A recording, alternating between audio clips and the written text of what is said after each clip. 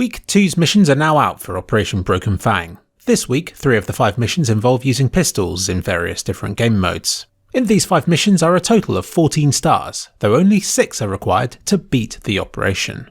If you're a bit confused by all of this, I'm able to clarify a few points now we're into week 2 of the operation. Firstly, Valve are lying to us when they say extra missions will count towards your Operation Coin progress. They won't. Even if you earn all 33 available stars right now, only 16 of these will count towards your Diamond Coin, and that'll be 10 from week 1 and 6 from week 2.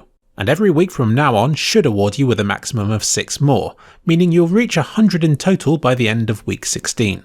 The only reason to get more than 6 stars this week would be to unlock XP boosts, which happen after you've beaten a certain number of missions. But get this, missions are different from stars. This will count as a mission, this will count as another, and this will count as a third. And this, despite having 2 stars that you'll unlock at the same time, will only count as 1 mission. Valve has managed to make the most complicated system of stars and missions possible, but it does make sense, though they should definitely clarify what means what, and should probably stop lying about extra stars counting towards your Operation Coin progress. Valve, please fix. Week 16, the final week of new missions for the operation, will start in mid-March, while the operation will continue through until the end of April, meaning that there will be about 6 weeks at the end of the operation where all weeks are unlocked, where you'll be able to continue beating missions and earning stars before the time runs out to level up your Operation Coin, which is similar to how past operations have operated. With all that out of the way, let's go through the patch notes from yesterday. Added background movie fallbacks refers to quite a specific thing by the looks of it. It seems they've added a lower resolution version of the waving flag that's seen in the background of the Operation Shop menu. There's still unused content ready to be featured, by the way. You can choose an Ancient or Frostbite backdrop for the main menu. But strangely, Apollo, Guard and Engage also have their own backgrounds, which still aren't enabled in the menu. But here's a sneak peek at them so you know what to expect when Valve eventually fixes. Please. It wasn't much of a secret that the new pinging feature could be used to crash servers if people combine their efforts by mass pinging the rotating car on the map Engage. This has been resolved, though I'm sure there are plenty more bugs with the new pinging feature yet to be addressed, like the way you can line up shots through walls by using the icon, which remains visible for a few seconds after it's placed. I'm not sure how Valve is meant to deal with this right now, since the pinging feature is literally designed to inform people of a point in the map. Watch this space. And while we're on the topic of bugs, it's possible to bypass the retake barrier on Mirage's B site by jumping through this window here, which could give terrorists an unfair advantage by being able to rush towards where CTs have spawned. And lastly, the new wingman map, Guard, has received a number of changes. This has proven to be a popular map.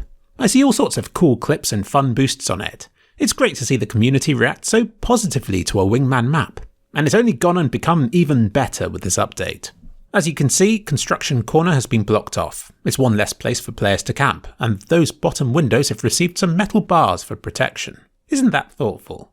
Also looks like a step has been placed to this shop in the background, where there was just a dark shadow previously. I reached out to the map's maker and he provided me with some callouts should you like to learn the map a bit better. Normally these names are included in the map's navmesh file, but there aren't currently any in the game because the map was changing so quickly he forgot to add them to the last build he submitted. So until the next update, this information is a 3ClicksPhillip exclusive. I feel honoured.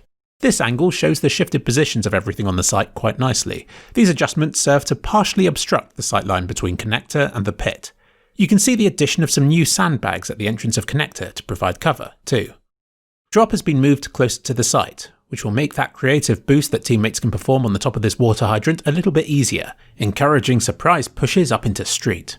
A few of the corners have had their depth reduced, which will make them less powerful camping spots. One of these is in the restaurant corner, and the other one is here, in the vault corner. If you wonder why it's called that, it becomes pretty obvious if you peek through the partially open doors just next to it. I believe a lot of these adjustments that you see here are to alter how much player models are revealed when crouched and standing, especially with changes like having that new pallet that's just been placed behind the rubbish bin here. The beer bottles have had a nice high-definition makeover. The patch note that reads "dehexagonized beer" is pointing to the number of edges on the bottle tops, which have gone from having 6 sides to a next-gen ready 12. And as well as this, the bottles themselves have been given fully ray-traced reflections, a must-have feature in 2020. Or maybe they're just pre-baked cube maps, because this is sauce. There was a missing side to these beer crates. You can make it out from this angle here. A very subtle issue that he doesn't believe anybody else noticed, but it's been fixed now anyway. and this doorway has been shifted across to hide another pixel gap leading to the nether beyond. This map, situated in Prague, spawned several Reddit posts. One compared parts of the map to the real-life settings. It's always nice for people who know the area to suddenly realise where they are in-game.